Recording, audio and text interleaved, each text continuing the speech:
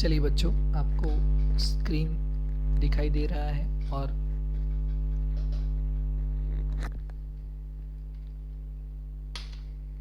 Yes, very good Jainil Urmik, thank you. तो आज हम जो क्वेश्चन यहाँ पे मतलब जो रिवीजन करने वाले हैं, यस जी हाँ, वो सैम्पल क्वेश्चन पेपर है बोर्ड का, जो आपको आपके ग्रुप में सेंड किया गया था। वही पेपर हम स्टार्ट करते हैं।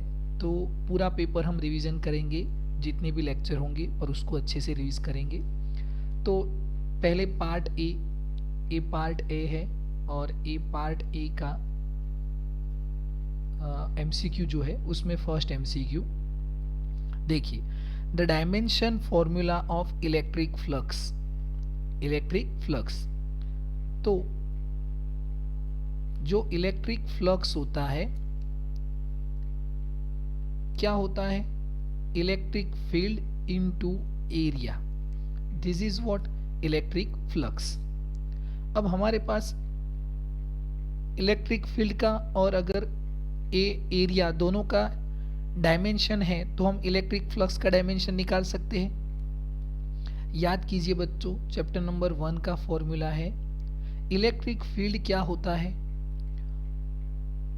V/L, वोल्ट पर मीटर होता है। चलिए, मुझे इलेक्ट्रिक फील्ड का डायमेंशन निकालना है, तो वोल्ट का डायमेंशन होना चाहिए। वोल्ट क्या होता है? तो volt is equal to W/Q होता है, और A लेंथ, तो ये क्या हो गया?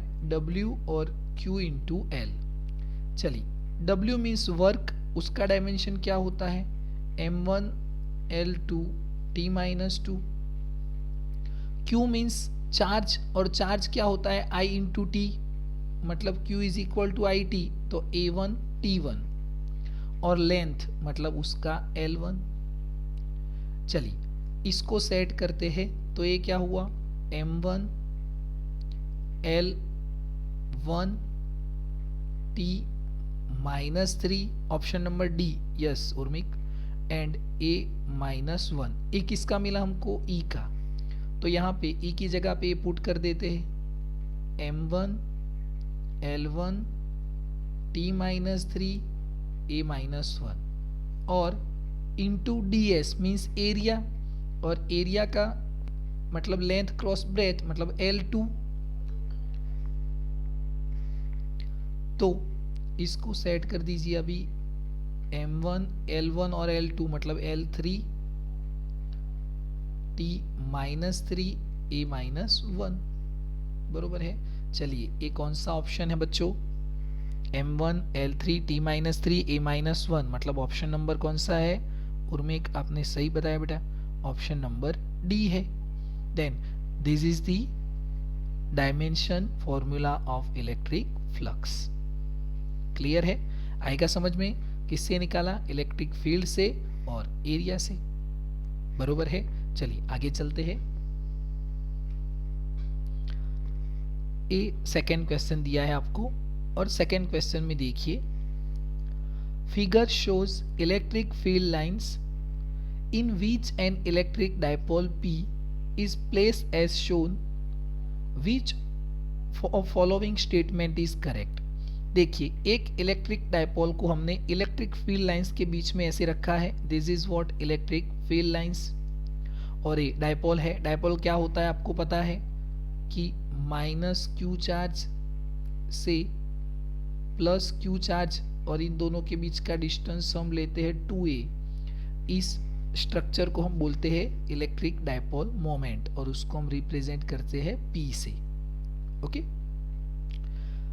तो यहाँ पे first option, the dipole will not experience only force. The dipole will not experience a force, a force है towards right, the dipole will experience a force towards left, the dipole will experience a force upwards. हमने electric field के अंदर dipole को रखा है, तो dipole force experience करेगा, नहीं करेगा, राइट में करेगा, लेफ्ट में करेगा, अपवर्ड करेगा, तो क्या ऑप्शन आएगा? तो इसमें बच्चों हमारा ऑप्शन रहता है option number 1, the dipole will not ईशा टूवर्ड्स राइट नॉट बेटा, इसके अंदर राइट आंसर आएगा the dipole will not experience only force. कई बुक में इसको ये राइट वाला ऑप्शन दिया है पर वो रॉन्ग ऑप्शन है बेटा, और इसको अच्छे समझ लीजिए ये ऑप्शन क्यों आएगा। याद कर लीजिए कि अगर इलेक्ट्रिक फील्ड ऐसे है, सब इलेक्ट्रिक फील्ड के बीच में एक जैसा डिस्टेंस है तो फोर्स 0 होगा। पर अगर मैंने इलेक्ट्रिक फील्ड लाइंस ऐसे बनाई है, इलेक्ट्रिक फील्ड लाइंस को मैंने ऐसे बनाया,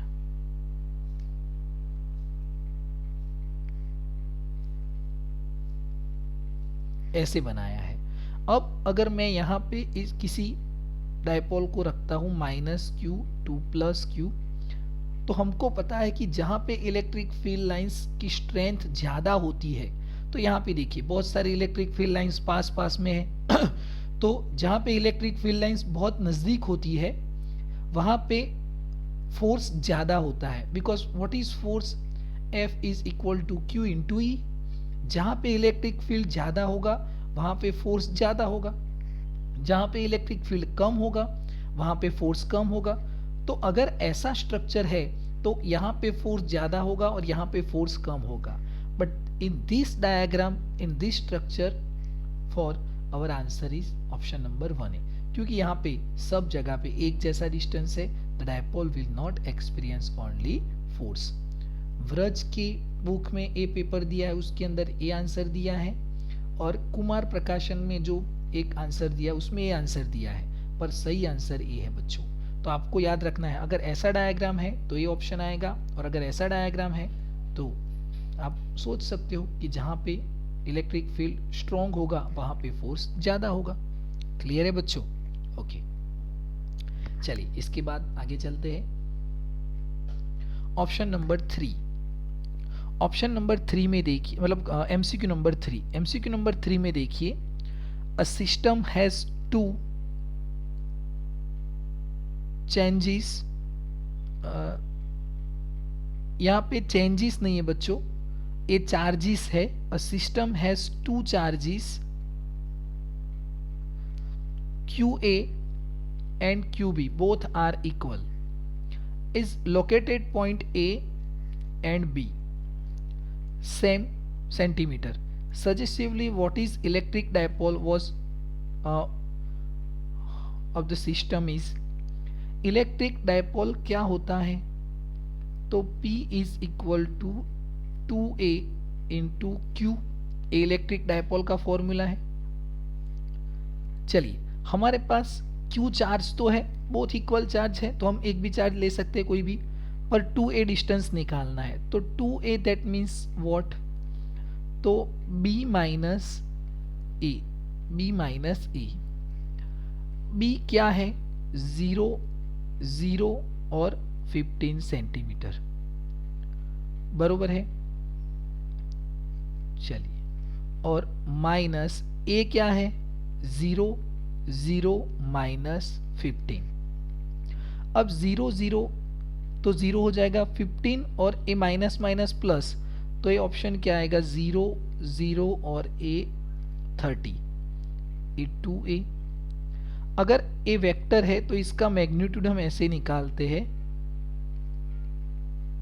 इन स्क्वायर रूट 0, 0 का स्क्वायर तो 0 ही होगा, पर 30 का स्क्वायर, और 30 का स्क्वायर कितना होगा, 900, पर ये 900 का स्क्वायर रूट निकल जाएगा, और 900 का स्क्वायर रूट फिर से कितना निकलेगा, 30। ओके, अब इस फॉर्मूला में वैल्यू पुट करते हैं, तो 2A कितना मिला, 30, और चार्ज कितना है Q की जगह पे 2.5 इंटू 10⁻²।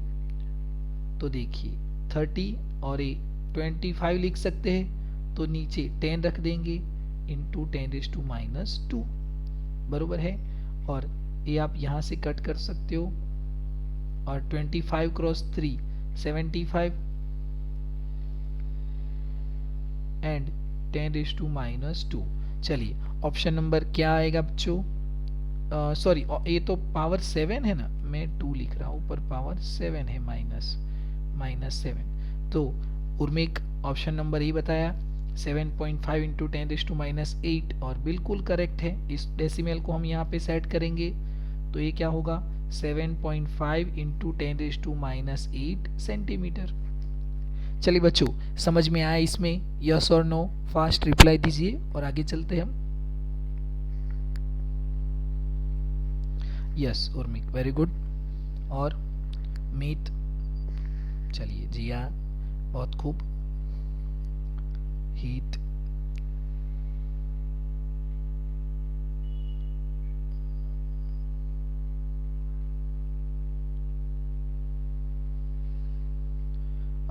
ईशा, ए में चार्ज 2 है, मतलब बेटा ये हमको चार्ज दिए है तो ए 2a का वैल्यू हमको इतना मिला, और Q की जगह पे आप कोई भी चार्ज ले सकते हो दोनों में से। ओके, चलिए आगे चलते हैं। ऑप्शन में MCQ नंबर 4, MCQ नंबर 4 में देखिए, a point charge Q is placed at the center of cube of side L. The electric flux emerging from the cube is, simple question है। देखिए ए एक क्यूब है,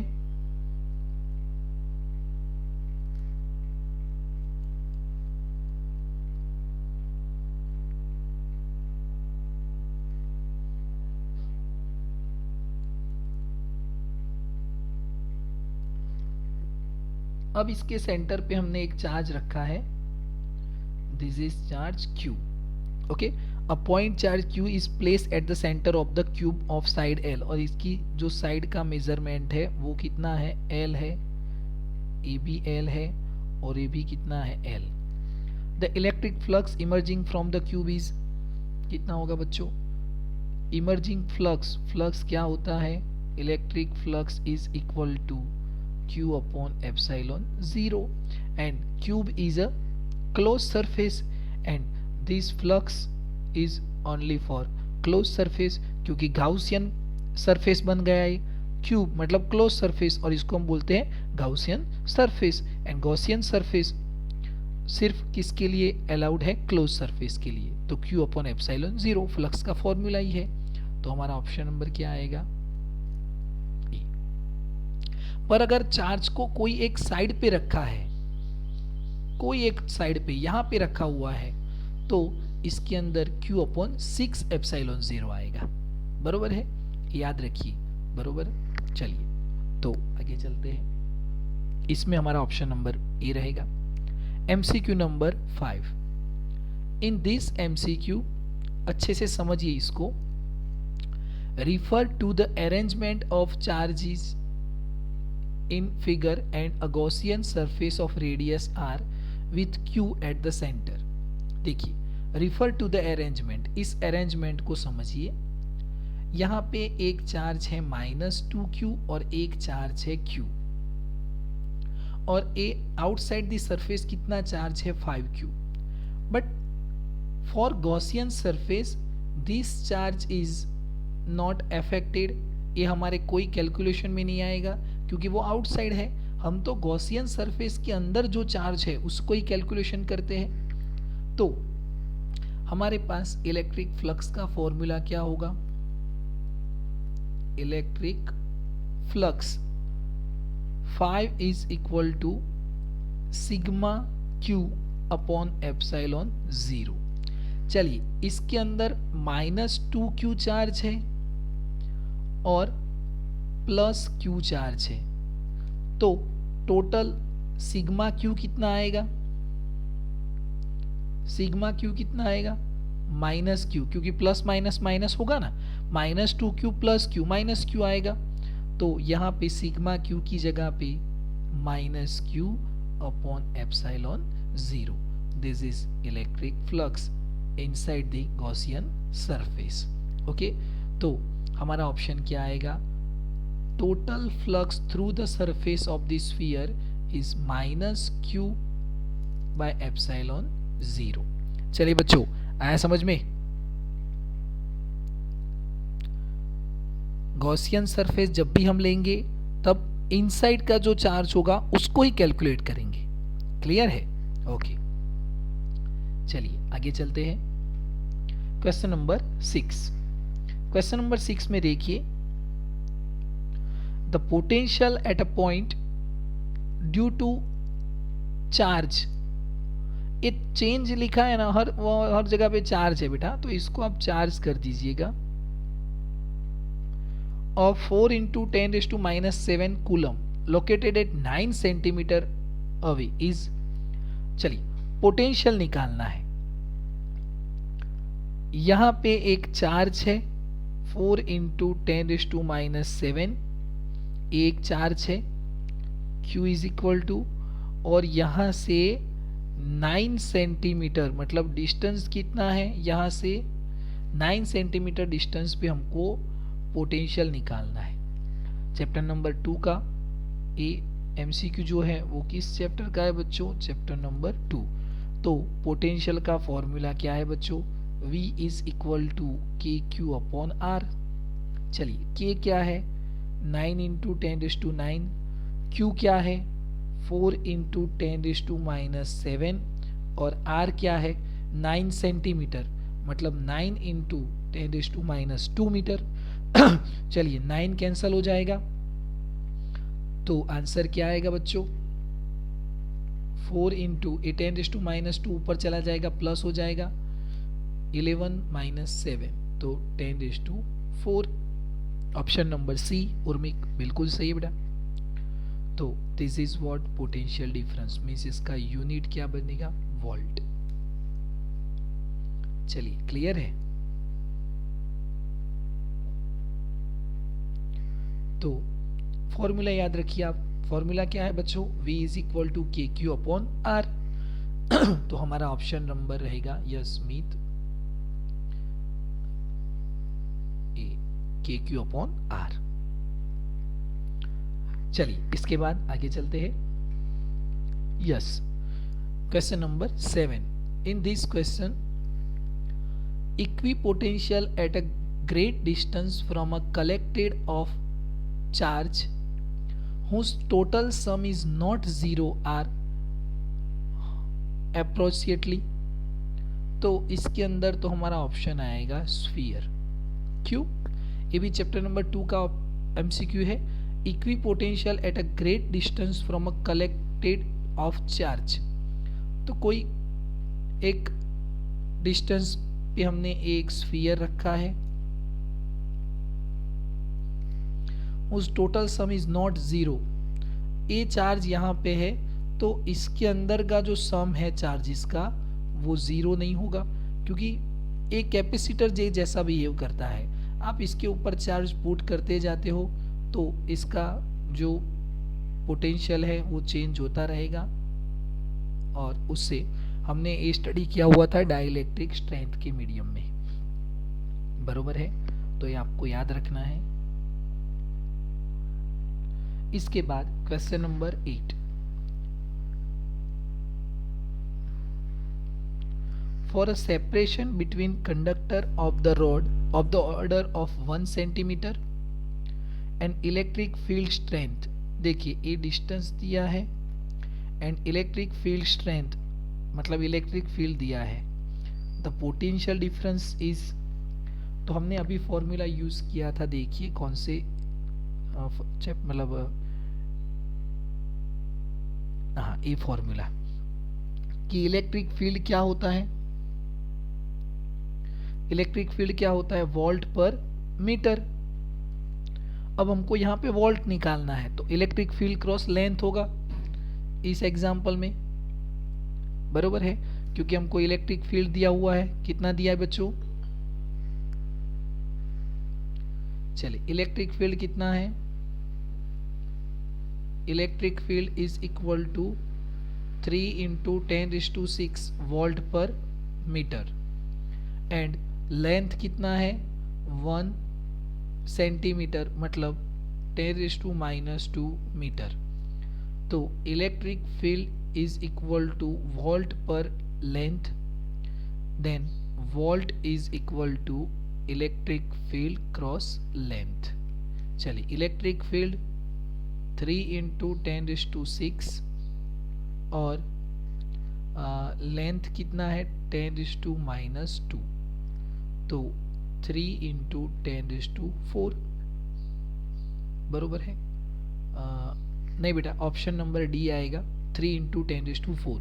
कई बुक में गलत दिया है क्योंकि फॉर्मूला ही गलत दिया हुआ है उसके अंदर, तो यही फॉर्मूला है और हमारा ऑप्शन भी यही रहेगा, 3 × 10⁴ बरोबर है। इसको याद कर लीजिए।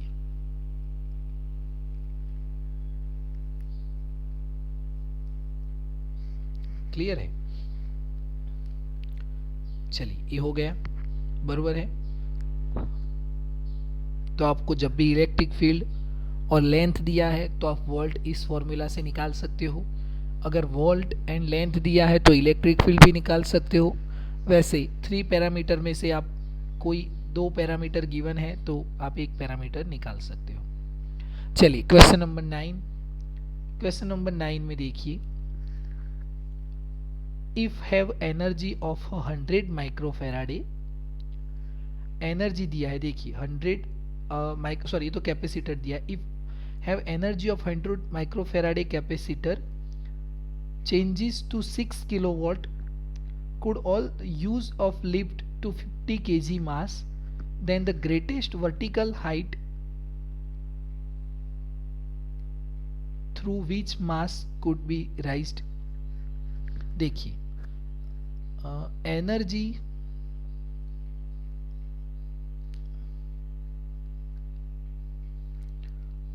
stored in capacitor is equal to half CV², और ये जो एनर्जी है वो पोटेंशियल के फॉर्म में स्टोर होती है। This energy is stored in potential form, and potential energy क्या होता है?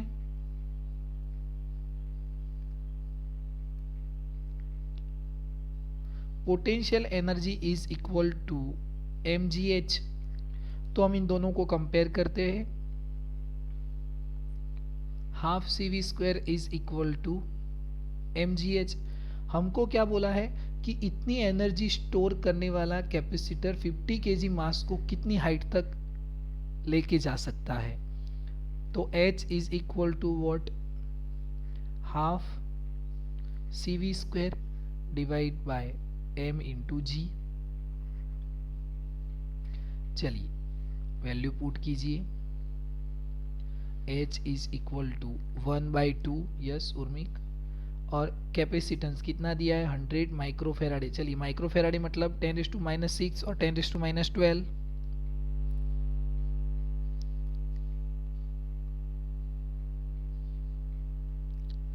ऐसे ऐसे ही कंफ्यूजन होते हैं आपको, बताइए। 10⁻⁶ और यस, मिस्टेक मत करना, 10⁻⁶।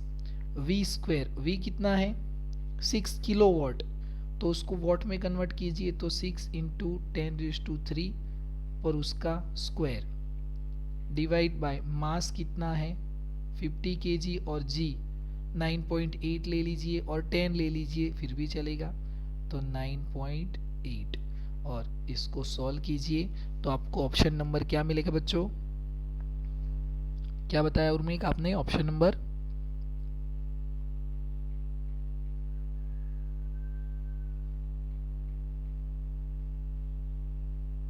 ए, यस। चलिए, तो हमारा आंसर आएगा ऑप्शन नंबर ए, बरोबर है। तो आपको ये याद रखना है कि height is equal to 3.6 metre, पर हम ये सिंपल फॉर्मूला से उसको निकाल सकते हैं, and this is our formula. Half mv² मतलब half CV² is equal to mgh। चलिए आगे चलते हैं। Yes, question number 10, the SI unit of the current density is, the SI unit of the current density is, चलिए what is current density? Current density chapter number 3 का MCQ है। Initially topic था current density, J is equal to what, sorry ये तो vector scalar है, I upon A। तो I is ampere और A means metre square. Yes, option number B, ampere metre second inverse आएगा समझ में, तो इट इज करंट डेंसिटी। चलिए आगे चलते हैं। इसके बाद question number 11, the storage battery of a car has an EMF of 12 volt. देखिए EMF E is equal to कितना दिया है, 12 volt. If the internal resistance of the battery is 0.3 ohm, internal resistance means R 0.3 ohm. What is the maximum current that can be drawn from the battery? Then what is the maximum current? Simple formula, Ohm's law. Ohm's law, I is equal to V upon R। पर यहाँ पे internal battery का हमको दिया हुआ है तो EMF divide by R। चलिए E कितना है 12 वोल्ट, R कितना है 0.3, तो 40 आएगा, 40 एम्पियर, 40 एम्पियर। यस उर्मिक, ऐसा बिल्कुल सही। ऑप्शन नंबर क्या आएगा, सी आएगा, 40 एम्पियर। चलिए क्लियर है, तो ये हमारा ऑप्शन आएगा बरोबर। ऐसे सिंपल क्वेश्चन ही आएंगे बच्चों एग्जाम में। आप सिर्फ फॉर्मूला को रिपीट करते रहिए, फॉर्मूला को ट्राई करते रहिए याद करने का। जब भी फ्री बैठते हो याद कीजिए कि चलिए भाई चैप्टर नंबर 1 तो उसके अंदर कौन से फॉर्मूला आते हैं लिखिए, चैप्टर नंबर 2 तो उसके अंदर कौन से फॉर्मूला आते हैं वो लिखिए, तो आपको एमसीक्यू के अंदर कोई प्रॉब्लम नहीं आएगा। देखिए यहाँ पे next MCQ, yes, Kirchhoff's junction rule is a reflection of, yes Urmik बिल्कुल सही है। जंक्शन रूल मीन्स वो क्या होता है, conservation of charge.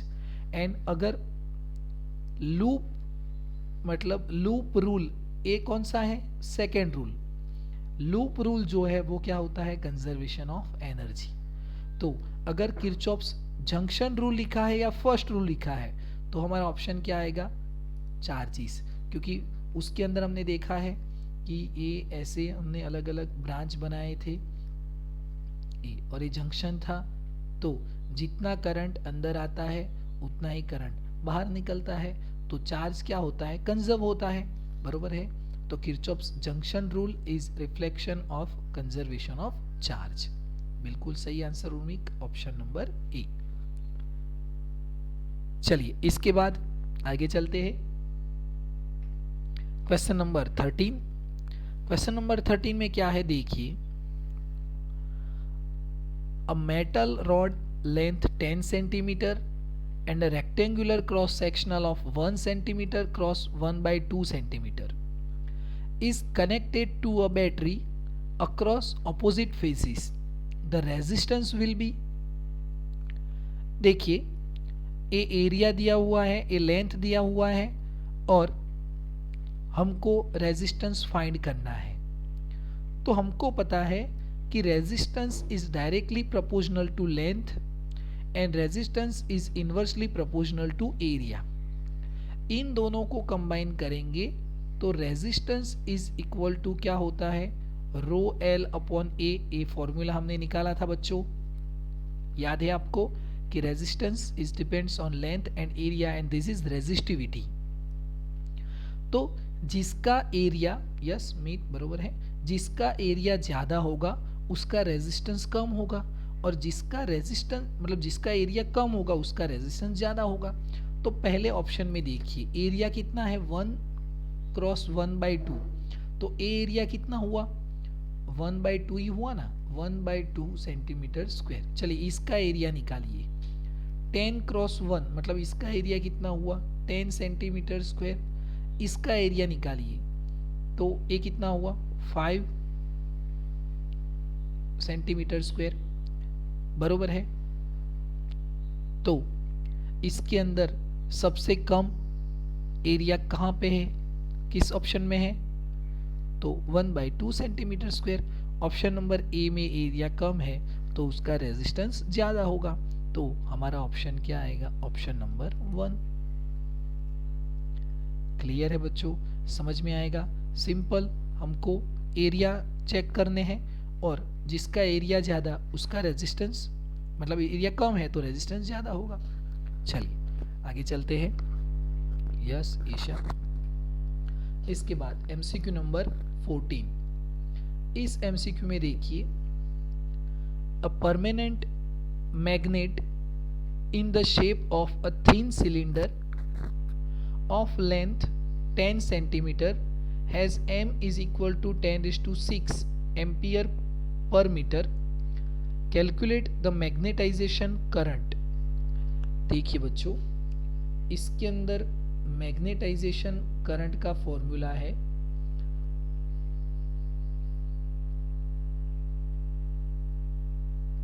m is equal to I into L,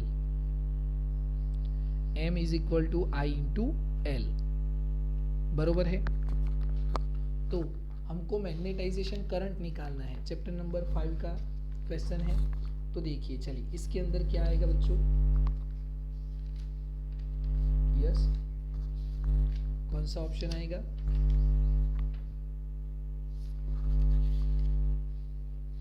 बताइए बताइए।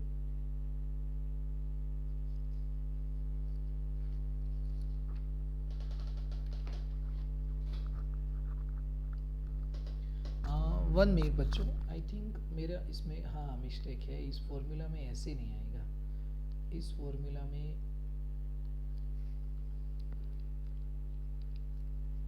चैप्टर नंबर 5 इसके अंदर I M is equal to, हाँ मैग्नेटाइजेशन इज इक्वल टू होता है आई अपॉन एल, ये बरोबर है। तो I इज इक्वल टू क्या होगा, m इंटू एल।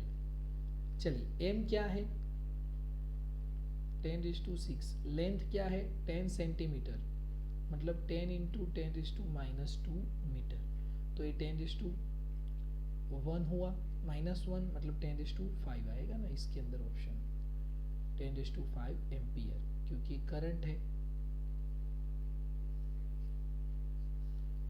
बरोबर है।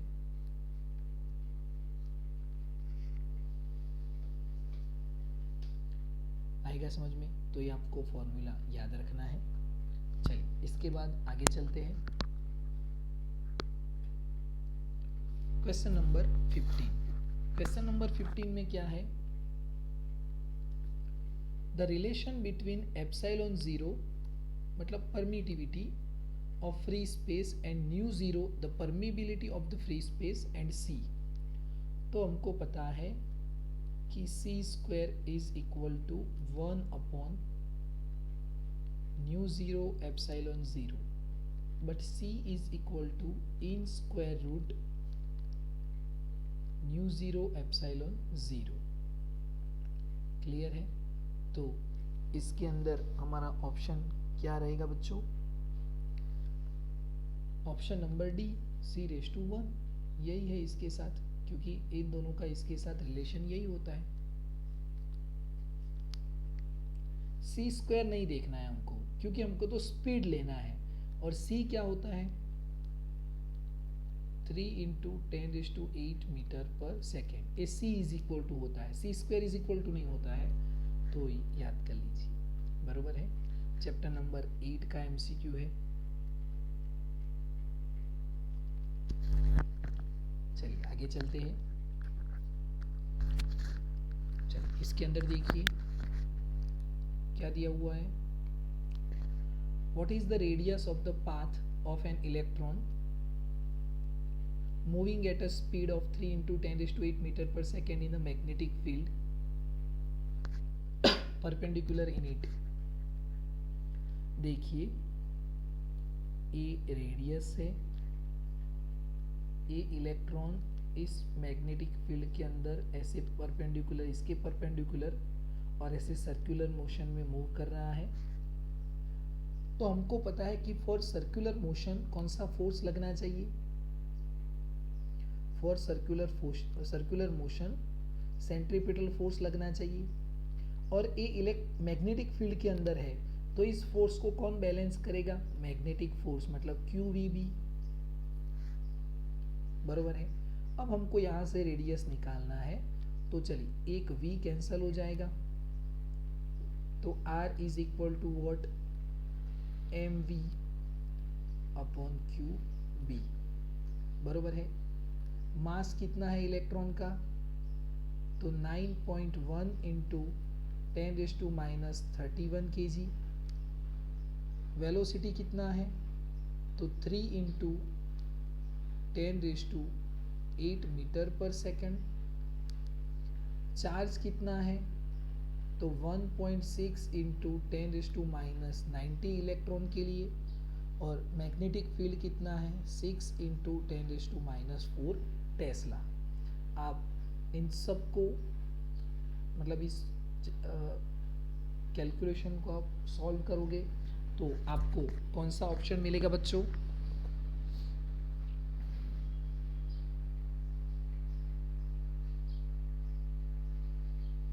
यस, कौन सा ऑप्शन मिलेगा? एशिया, ऑप्शन नंबर बी।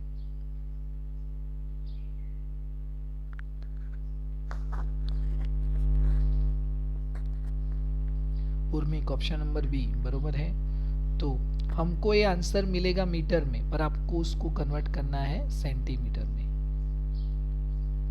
बरोबर है।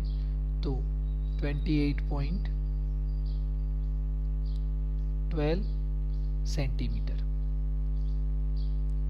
चलिए ये क्लियर हुआ, बरोबर है। चलिए इसके आगे चलते हैं। Question number 17। क्वेश्चन नंबर 17 में देखिए, what is the magnitude of the equatorial fields due to a bar magnet of length 5 cm at a distance of 50 cm from its midpoint? The magnetic moment of the bar magnet is, देखिए what is the magnitude of the equatorial fields। Equatorial के लिए हमारे पास formula है BE is equal to, equatorial के लिए μ0 upon 4 pi m upon r cube. Same electric field के लिए भी है, और एक्सिस के लिए है। फॉर एक्सिस ये फॉर्मूला हो जाएगा μ0 अपॉन 4 पाई 2m अपॉन r क्यूब, बरोबर है। तो इक्वेटोरियल के लिए हम इस फॉर्मूला को यूज करेंगे। चलिए μ0 अपॉन 4 पाई मतलब क्या होता है? 10 रेज़ टू माइनस 7। m कितना दिया है? 0.40 एम्पियर मीटर स्क्वायर, तो यहाँ पे 0.40 डिवाइड बाय कितना दिया है? 50 सेंटीमीटर r क्यूब, तो 50 into 10 raise to minus 2 centimetre है, और उसको मीटर में कन्वर्ट किया और उसका क्यूब। चलिए इसको सॉल्व कीजिए, तो आपको इसमें से कौन सा आंसर मिलेगा? ये हमने निकाला magnetic field at the equatorial, बरोबर है। उर्मिक, ऑप्शन नंबर सी।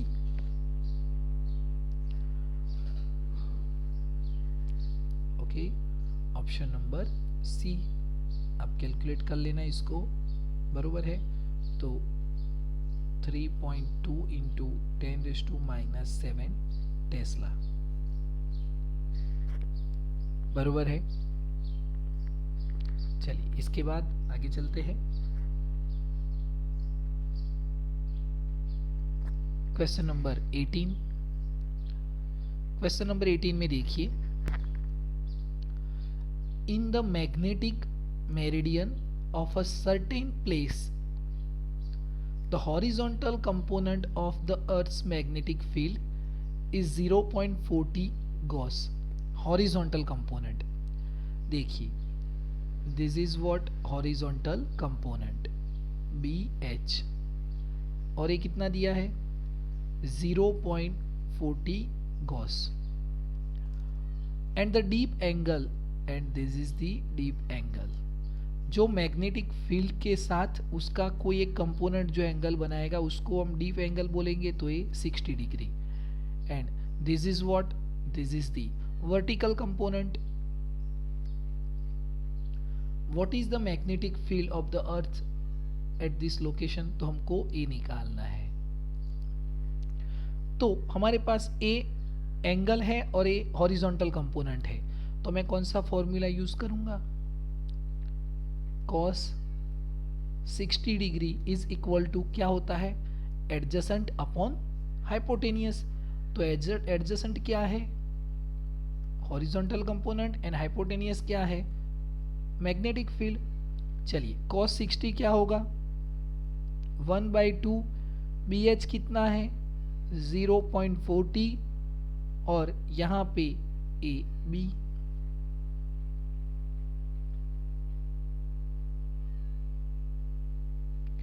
तो AB इज इक्वल टू क्या आएगा 0.40 डिवाइड बाय 1/2, मतलब 2 ऊपर चला जाएगा. तो हमारा ऑप्शन मैच नहीं होता है. इसलिए मैच नहीं होता है क्योंकि ये 0.40 की जगह पे 0.30 दिया है. 0.30 गुजराती मीडियम की बुक में मैंने कल सॉल्व किया था, तो ये कितना है 0.30, और 2 ऊपर जाएगा तो ये कितना हो जाएगा 0.26 गॉस. पर हमको ऐसे नहीं करना है, हमको तो जो दिया है उससे आंसर निकालना है, क्योंकि हम एग्जाम में तो जो आप दिया है वही आप यूज करोगे. तो आपका आंसर क्या आएगा यहाँ से 0.80. क्लियर है बच्चों, बरोबर. अगर आपको वर्टिकल कंपोनेंट दिया है और आपको मैग्नेटिक फील्ड निकालना है, तो आप कौन सा फॉर्मूला यूज करेंगे, sine theta is equal to vertical upon hypotenuse. अगर आपको वर्टिकल और हॉरिजॉन्टल दिए हैं तो आप क्या यूज करोगे, tan theta is equal to vertical upon hypotenuse, and this is versatile formula. इसको हम बहुत बार यूज करते हैं और हमारी बुक में भी दिया है. तो याद कर लीजिए कब कौन सा फॉर्मूला यूज करना है और उससे हमको क्या निकालना है. चलिए क्लियर है बच्चों, यस और नो.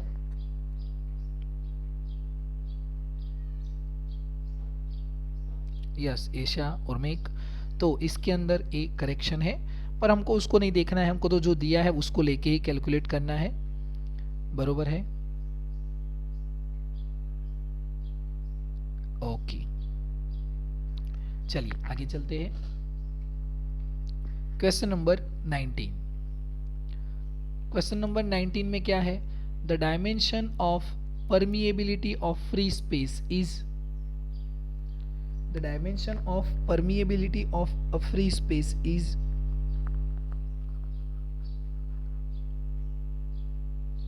यस क्या आएगा बच्चों, परमिएबिलिटी मतलब उसको हम क्या बोलते हैं, न्यू जीरो. फ्री स्पेस तो हमारे पास ये फॉर्मूला है ना, mu zero cross epsilon zero is equal to 1/c². बरोबर है. एप्सिलॉन जीरो का कहां से निकालेंगे, तो 1/4 एप्सिलॉन जीरो q²/r². तो एप्सिलॉन जीरो को यहाँ पे लेके चलते हैं, ए क्या आएगा q², f नीचे आ जाएगा और a r², क्योंकि 1/4 उसका तो डायमेंशन होता नहीं है. q is equal to what, it. तो a1 t1 पर उसका स्क्वायर है तो a2 t2. फोर्स क्या होता है m1 l1 t-2 और r² मतलब l2. चलिए इसको सॉल्व कीजिए, m1 ऊपर चला जाएगा -1, L1 ऊपर चला जाएगा, पर L3 है ना, L3 ऊपर चला जाएगा -3, t -2 ऊपर चला जाएगा प्लस हो जाएगा t⁴ और A2। ए किसका मिला? एप्सिलॉन 0 का। हमको तो न्यू ज़ीरो निकालना है, तो mu zero is equal to 1/c² epsilon 0। तो 1/c², c² क्या होगा बच्चों? c मतलब स्पीड, स्पीड का फॉर्मूला क्या होता है? Velocity. Velocity is equal to distance upon time, मतलब L1 t-1, तो AL2 t-2 हो जाएगा, यस। और एप्सिलॉन 0 m-1 L-3 t⁴ और A⁴ इसको जरा सॉल्व कर देते हैं। तो m-1 ऊपर जाए तो ये प्लस हो गया, L-3 और L2, L-1 वो भी ऊपर चला जाएगा, तो L1 t⁴ और t⁻², मतलब t⁴ वो ऊपर चला जाएगा तो माइनस हो जाएगा, और A⁴ ऊपर चला जाएगा तो माइनस हो जाएगा। ऑप्शन नंबर ए, हाँ, m1 L2 t-2 A-2 बरोबर है। चलिए ये हमारा ऑप्शन रहेगा।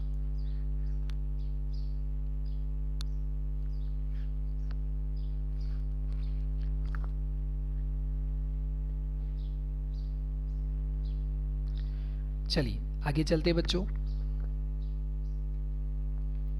Question number 20। क्वेश्चन नंबर 20 में देखिए,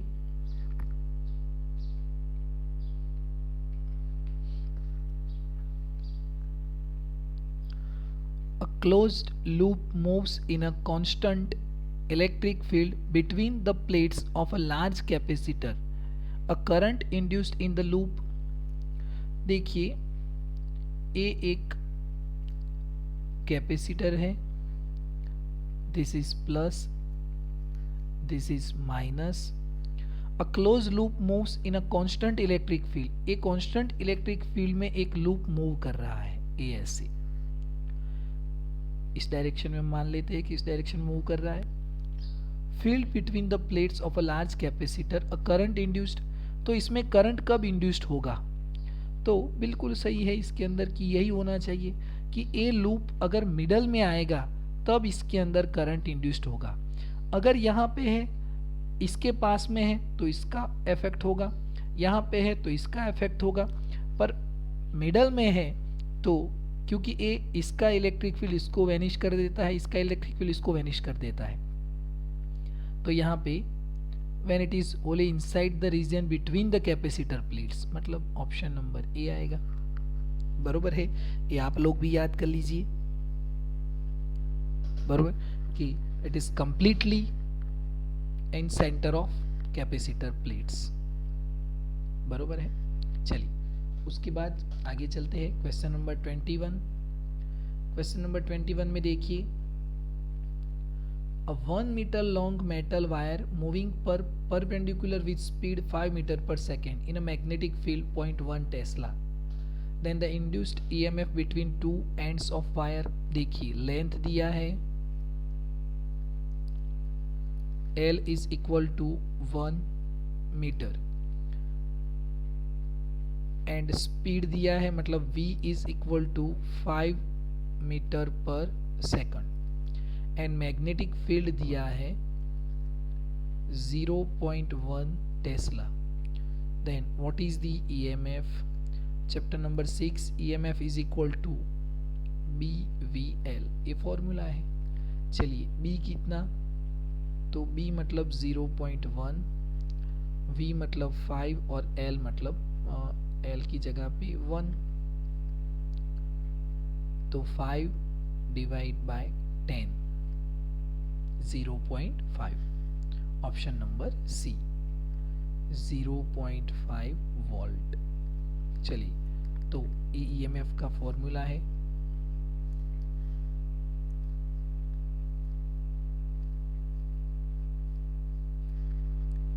क्लियर है बच्चों? इसके बाद आगे चलते हैं।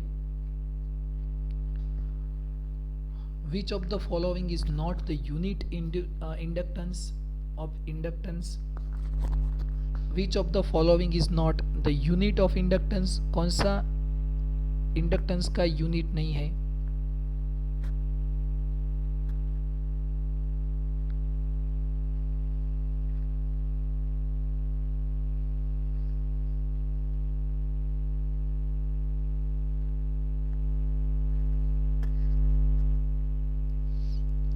क्या आएगा बच्चों? Option number 1। क्यों? क्योंकि सब इंडक्टेंस की यूनिट है। इंडक्टेंस क्या होता है?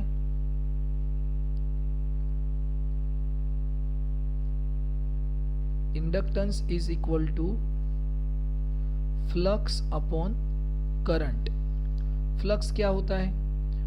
वेबर पर एम्पियर ए बी यूनिट है, ए बी यूनिट है वेबर, और फ्लक्स का यूनिट वेबर, और current I is equal to Q upon T होता है।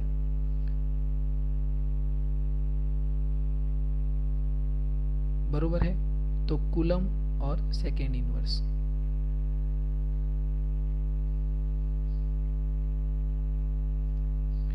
हमारा ऑप्शन आएगा 1। बरोबर है? क्योंकि ये फ्लक्स इंडक्टेंस का यूनिट नहीं है। इसको आप सोचना, ये मेरे माइंड में भी अभी नहीं चल रहा है कि कौन सा फॉर्मूला है, पर ये भी यूनिट फ्लक्स इंडक्टेंस का ही है, यही नहीं है सिर्फ। This is not a unit of inductance. बरोबर है? क्योंकि ओम पर सेकंड, तो ओम पर second means resistance divide by time होना चाहिए। बरोबर है? ये कोई फॉर्मूला नहीं होता है इंडक्टेंस का। इसके बाद a light bulb rated 100 watt for a 220 watt supply, the resistance of bulb is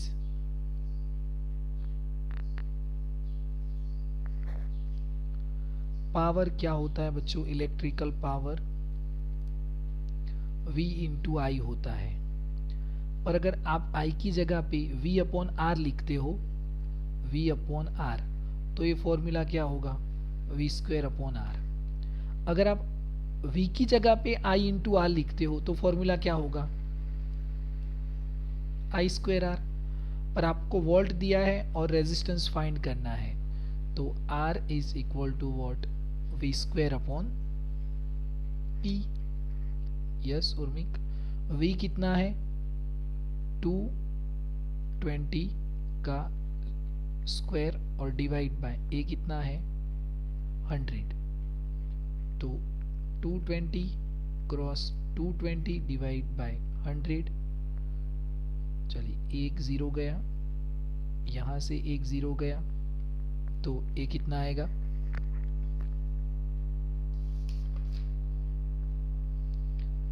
484 आएगा। बरोबर है? तो यहाँ पे 484 is what? resistance means ohm। बरोबर है? ये फॉर्मूला हम पैरेलल सीरीज पैरेलल कॉम्बिनेशन के लिए यूज करते हैं, और ये फॉर्मूला हम सीरीज कॉम्बिनेशन के लिए यूज करते हैं, क्योंकि सीरीज कॉम्बिनेशन में करंट इक्वल रहता है और पैरेलल में वोल्ट इक्वल रहता है। बरोबर है? चलिए आगे चलते हैं। A capacitor of 250 माइक्रोफैराडे is connected parallel with a inductor of 0.16 millihenry. If the effective resistance 20 ohm, then resonant frequency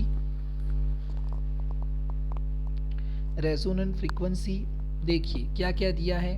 a capacitor मतलब कैपेसिटर 250 इंटू 10⁻⁻6 फैराडे। इंडक्टेंस दिया है मतलब 0.16 इंटू 10⁻³ हेनरी।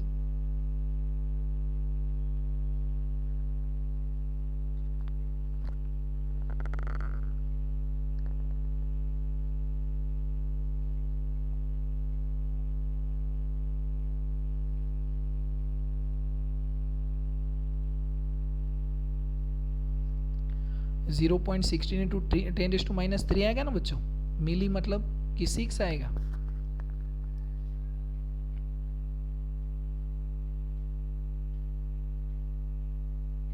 उर्मिक,